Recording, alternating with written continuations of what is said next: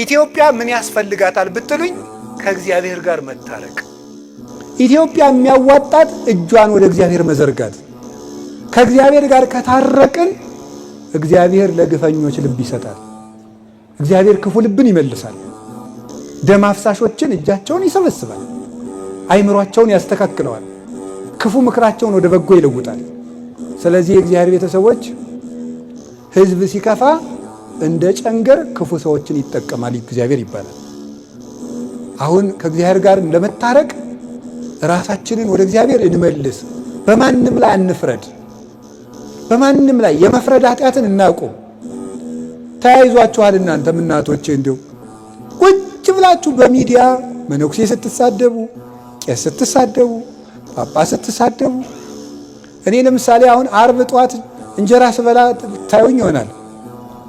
እሷም ቪዲዮ ታነሱና ተመልከት፣ አባ ገብረ ኪዳን ተመልከት ዓርብ ቀን ምን እንደሚያደርግ ተመልከት፣ ጉዳችንን እንስማው። እንዲያው አንደኛ እንዲያው ብትምሩን ምን አለ አንዳንድ ቀን።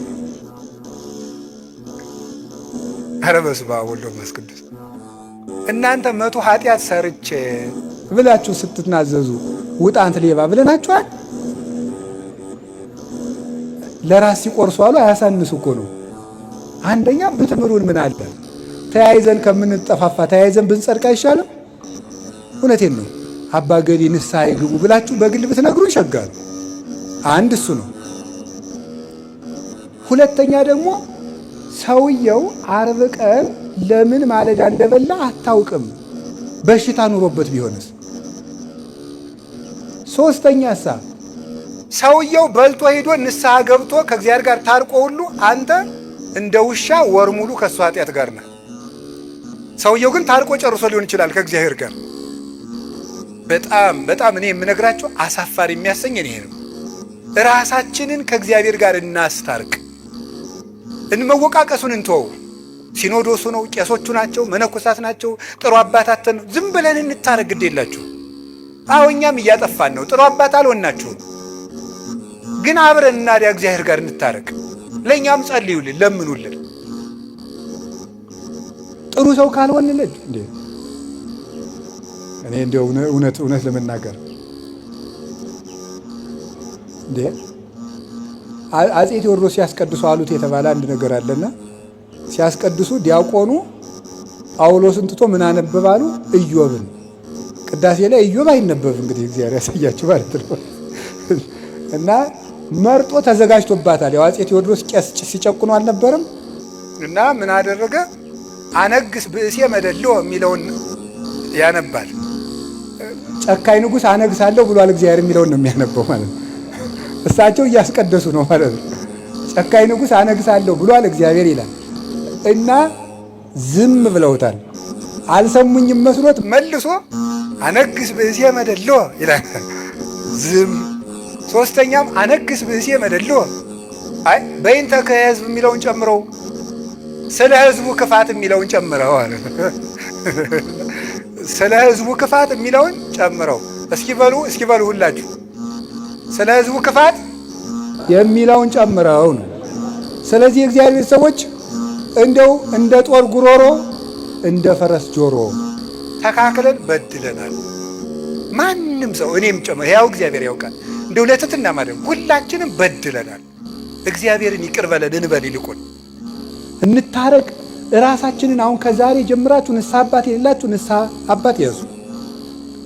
ፈልጋችሁ ከእግዚአብሔር ጋር እንታረቅ። ከዚያሳ ከወንድማችን ጋር እንታረቅ። የምታየውን ሰው ሳትወድ የማታየውን እግዚአብሔር የት አይተህ ተወደዋለህ ይላል ሲራክ ሲናገር። እግዚአብሔርን የት ታውቀዋለህ? ከእግዚአብሔር ጋር እንታረቅ፣ ከወንድማችን ጋር እንታረቅ። ደግሞ ምን ይላሉ አባቶቻችን መልሰው ሲተረጉሙት? ሰውን ከእግዚአብሔር ጋር እንዳይጣላ የሚያስታርቁ ብፁዓን ናቸው ይላሉ። ከእግዚአብሔር ጋር እንዳይጣላ የሚያስታርቁ ማለት ገንዘብ አጥቶ ሌባ ከሆነ በዚች ነግድና አትስረቅ ብለው ከእግዚአብሔር ጋር ያስታርቁታል። አያችሁ፣ በንስሐ ብቻ እኮ አይደለም። አጥቶ ሌባ የሆነውን እንካ በዚች ስራ ከዚህ በኋላ ሌባ አትሁን ስትለው ከእግዚአብሔር ጋር ታስታርቀዋለህ። ልክ እንደ ንስሐ አባት ሆንከው እኮ ማለት ነው። ንስሐ አባትነትን አትተኩ። ከእግዚአብሔር ጋር የሚያስታርቅ ቄስም ብዙ ነው። ሰውን ከእግዚአብሔር ጋር የሚያስታርቅ ቄስ ብዙ ነው። ፈራጅ አትሁኑ፣ ቄስ አትጥሩ። እኔም አምላክን ቄስ አትጥሩ፣ ጥሩ አይደለም። እንዲሁ ቄስ አትጥሩ። አያሳዝኗችሁም? እንዲህ እውነቴን ነው።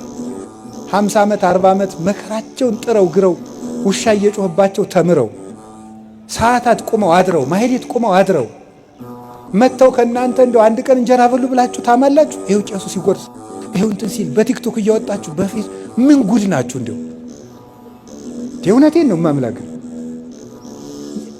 የሰው ገመና እያወጣችሁ የእናንተን ገመና የሚያወጣ ይጥልባችኋል። እንዴት የሚበላን ሰው ቀርጾ ሰው እንዲህ በፍጹም ነውር ነው። ከኦርቶዶክስ አይጠበቅም። ሲለፋ ያደረ ቄስ ቢበላስ ነውር አይደለም እንዴ? ነውር እኮ ነው። ሰው በሆድ ይፈረድበታል። ደሞስ የምትመጻደቁ ለምንድን ነው? እግዚአብሔር ለጅብ የሚሰጠውን እንጀራ ለቄስ መስጠት አቅቶት መሰላችሁ? ትጸድቁ እንደሆነ ብሎ ነው እንጂ አህያን አብልቶ የሚያሰድር አምላክ፣ እባብን የሚመግብ አምላክ፣ ስቦ ውዱ ዘሳረረ ሁሉ ዓለም ባህቲ ቃል ብለው የሚጮሁለትን ወፎቹን እንዴት ይተዋቸዋል? ይሄ አለማወቅ ባይሆን የቄሱ አንዳንድ ችግር አለ፣ ከዚህ ያሉት አይደሉም እንጂ አይ የቄሱ አንዳንድ ችግር በተለይ አሉ ነው። እንግዲህ ይሄም አሉ ነው። አዲስ አበባ ምን ተይዟል አሉ። አይመከራይ ምንድነው? ግብረ ሰላም እና ብላችሁ ሲባል የምግቡን አይነት ማጣራት ተገቢ አይደለም። አልዘረዝረውም። ይሄን የነገሩኝ አንድ እናት ናቸው። የዛሬ 4 ዓመት አዲሱ ሚካኤል አግኝተው እናንተ ቀዝቃዛ ውሃ የሰጠ መንግስተ ሰማያትን ይወርሳል ብላችሁ ታስተምራላችሁ። አሁን በባለ 50 ቄሶችን ቀዝቃዛ ውሃ ቀድቼ ብጠራቸው ይመጣሉ ወይ አሉኝ። ያለ አይገርማችሁ? እነዚህ ይመጣሉ። ያው ምንድን ነው? ስለዚህ አሁን እኔ የምነግራችሁ እና መርጦ ንስሐ ልጅ መያዝ፣ ድሃውን ንስሐ አባት አልሆንም ማለት፣ ሀብታሞችን ቶሎ ቶሎ እያገኙ የድሃውን ስልክ አለማንሳት። እንዲያው ድንገት ከተፈጠረ ሜቢ ነው፣ ድንገት ከተፈጠረ ነው። እስካሁን አያረጉትም። ድንገት ከተፈጠረ ይችን እናስተካክል፣ እኛም ይችን እናስተካክል፣ እናንተም አትፍረዱ። አብልታችሁ መፍረድ ኧረ በጣም ከባድ እኮ ነው። አብርታ እያበላችሁ ቪዲዮ ማንሳት ሞኝ ናችሁ። ያሁን እኔ አሁን መጥቼ ከእናንተ ቤት ስበላ ጉርስ ሳረግ ቪዲዮ ልትቀርጹኝ ነው? መነኩሴን እንደው ሲጸልይ ያነሱታል እንጂ ሲበላ የኛ አባት ሲበላ ልትሉ ነው? የኛ አባት ሲጸልይ ይበሉ እንጂ ነውር እኮ ነው። ዘወር ነው ማለት ነው። ዘወር እንደውም ልንገራችሁ፣ ሰማችሁኝ? ሰው ሲበላ አቅርባችሁ ዘወር በሉ።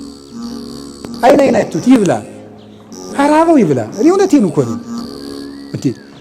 እግዚአብሔር አብርሃምን ለማብላት ከሰማይ እንደወረደ አላያችሁ? አብርሃም እንዲበላ ብሎ እግዚአብሔር እየበላ እንደዚህ እያጣበቀ እየጎረሰ እየመሰለ አብርሃም እግዚአብሔር ከበላማ እያለ እንዲበላ አብርሃም እንዲበላ። እኔ ካስተማሩኝ መምህሮቼ አንዱ ያየዋቸው ስማቸውን ስለማይፈልጉ ውዳሴ ከንቱ እንዳይሆንባቸው አልጠቅስም። አንድ ቦታ ሄደን ይጨመር እንጀራ አሉ። የንታም ነካቸው ብለን እኛ ደግሞ ይጨመር አረ በቃን ስንል አይን ያልበቃኝ ጨምሩ ብሎ ተጨመረ። ከተጨመረ በኋላ ለካ ሌላው ሆድ እንደቀረው አይተው ነው እንዲበላ ብለው። እሳቸው ግን አልበሉ። ሰውን እንደዚህ አድርጎ ነው እንጂ ማሳደግ። ኦርቶዶክሳውያን እኮ ልክ አለ። ኦርቶዶክሳውያን ወርቆች ነን። ብናለቅስ ያምርብናል። ልቅሷችን ውብ ነው። ሰርጋችን ውብ ነው። ክርስትናችን የሰማይ ነው። ይሄንም እንደ ፈሪሳውያን መመጻደቁን እንትወው። ስለዚህ እግዚአብሔር ቤተሰቦች ከካህናት ጋር አትጣሉ፣ ራሳችሁን ከእግዚአብሔር ጋር አስታርቁ፣ እንታረቅ። ቄስን ከእግዚአብሔር ጋር ሰውን ከእግዚአብሔር ጋር የሚያስታርቅ ቄስማ ብዙ ነው እንጂ ማምለክ 3 ክንድ ከስንዝር ቁመት ያለው ሰውዬ ጸልዮ ለምኖ ከፈጣሪው ጋር የሚያስታርቅ ከኢየሱስ ክርስቶስ ጋር የሚያገናኝ የክርስቶስን ሥጋ በእጆቹ የሚፈትት ቡሩክ እኮ ነው። አሁን ይህንን ቄስ ብፁዕ ነው ብለው ተርጉሞታል። የንስሐ አባት ብፁዕ ነው፣ ሰውን ካስታረቀ ነው። ታዲያ ንስሐ ልጆቹ ከእግዚአብሔር ጋር ካስታረቀ አንድም ብለው ኃይለ ቃልን ከኃይለ ቃል የሚያስታርቁ መምህራን ብፁዓን ናቸው ይላል ቅዱስ ቄርሎስ ሲተረጉም። የተጣላ መጽሐፍ ቅዱስን የሚያስታርቁ ተጣልቶ የሚታያቸውን የመጽሐፍ ቅዱስ ኃይለ ቃል የሚያስታርቁ ብፁዓን ናቸው ይላል። ስለዚህ የእግዚአብሔር ቤተሰቦች የእግዚአብሔር ልጆች የሚባሉት ይሄን እርቅ የሚያደርጉ ናቸው። ብዙ ስለ እግዚአብሔር ልጅነት ላስተምር የፈለግኩት ብዙ ነበር። ይበቃኛል። በባለ 50 እስከ 6 ሰዓት ላጾማችሁ አልፈልግም። ስለዚህ መድኃኔ ዓለም የሚታረቅ ልብ ይስጠን። ታርቀን ደግሞ እሱ ይታረቀን፣ ይቅር ይበለን፣ በቃ ይበለን። መድኃኔ ዓለም ስለ ቅዱስ ተክለ ሃይማኖት ብሎ በኢትዮጵያ የሚፈሰውን የደም ጎርፍ ያቁምልን፣ ሰላም ያሳየን፣ የሰላም ብርሃን ይላክልን። በተዘጋ ቤት ላሉ ደቀ መዛሙርቱ የትንሣኤውን ብርሃንና ሰላም የሰጠ ጌታ ለሀገራችንም የፍቅር፣ የሰላም፣ የአንድነት ብርሃን ይላክልን። ስብሐት ለእግዚአብሔር። ይቆየን።